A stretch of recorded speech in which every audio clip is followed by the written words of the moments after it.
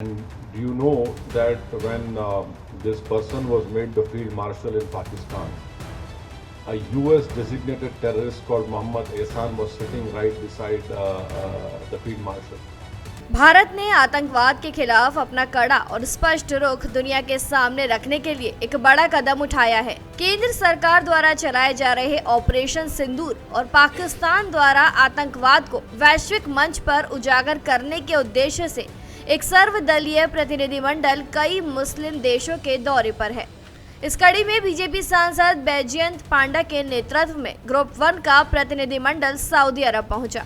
इस प्रतिनिधिमंडल में कई राजनीतिक दलों के नेता शामिल हैं, जिनमें बीजेपी सांसद निशिकांत दुबे, फागनोन कोन्याक, रेखा शर्मा, सतनाम सिंह संधू, गुलाम नबी आजाद, डेमोक्रेटिक प्रोग्रेसिव आजाद पार्टी और वरिष्ठ राजनयिक हर्षवर्धन श्रृंखला प्रमुख हैं। ये टीम सऊदी अरब के साथ साथ कुवैत, बहरीन और अल्जीरिया जैसे देशों के राजनयिक मिशन पर गई है, ताकि भारत की आतंकवाद विरोधी नीति को अंतर्राष्ट्रीय स्तर पर प्रभावी रूप से प्रस्तुत किया जा सके। इस प्रतिनिधिमंडल में AIMIM प्रमुख और सांसद असुद्दीन ओवैसी ने रियाद, सऊदी अरब में एक अहम बयान दिया है। इस बयान में उन्होंने पाकिस्तान के झूठे दावों को बेनकाब कर दिया है। उन्होंने कहा कि पाकिस्तान मुस्लिम देशों में ये प्रचार करता है कि भारत मुसलमानों के लिए सुरक्षित नहीं है, जबकि सच्चाई इससे बिल्कुल उलट है। ओवैसी ने कहा कि पाकिस्तान बार बार अरब देशों को ये संदेश देता है कि वो एक मुस्लिम देश है और भारत नहीं है, लेकिन हकीकत ये है कि भारत में 240 करोड़ मुसलमान सम्मान और गर्व के साथ रहते हैं। पाकिस्तान का ये प्रचार झूठा है कि भारत मुसलमानों को दबा रहा है।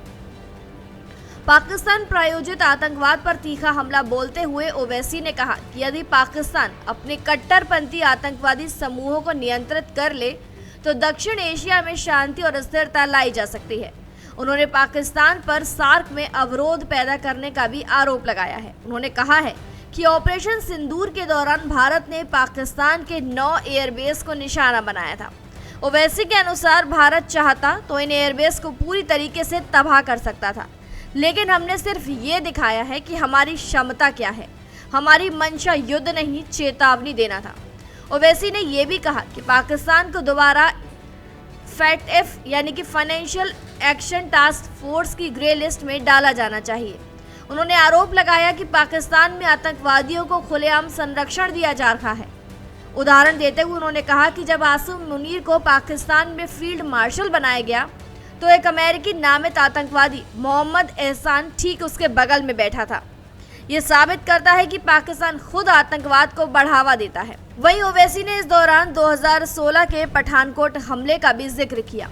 उन्होंने कहा कि ये हमला तब हुआ जब भारत के प्रधानमंत्री बिना निमंत्रण के पाकिस्तान गए थे। ओवैसी ने इस यात्रा की आलोचना करते हुए कहा कि कई विपक्षी दलों ने भी सवाल उठाए थे कि प्रधानमंत्री ने नवाज शरीफ के घर क्यों दौरा किया। उन्होंने कहा कि हम पाकिस्तान से बात करने के लिए तैयार हैं, लेकिन सवाल यहाँ पर यह है कि हम बात किससे करें। वहाँ सरकार, सेना या आतंकी संगठन, तीनों में कौन जिम्मेदार है, ये स्पष्ट नहीं है। ये प्रतिनिधिमंडल भारत का ये स्पष्ट संदेश रूप से दे रहा है कि भारत आतंकवाद के खिलाफ एकजुट है और किसी भी स्तर पर पाकिस्तान या अन्य आतंकवाद समर्थक देशों की गतिविधियों को बर्दाश्त नहीं किया जाएगा। ये दौरा सिर्फ कूटनीतिक नहीं बल्कि वैश्विक समर्थन जुटाने का प्रयास भी है, ताकि भारत के विरोध में फैलाए जा रहे झूठे प्रचारों का पर्दाफाश किया जा सके। आपकी क्या कुछ राय है इस बारे में कमेंट सेक्शन में बताएं। तमाम जानकारियों के लिए सब्सक्राइब करें भारत एक्सप्रेस।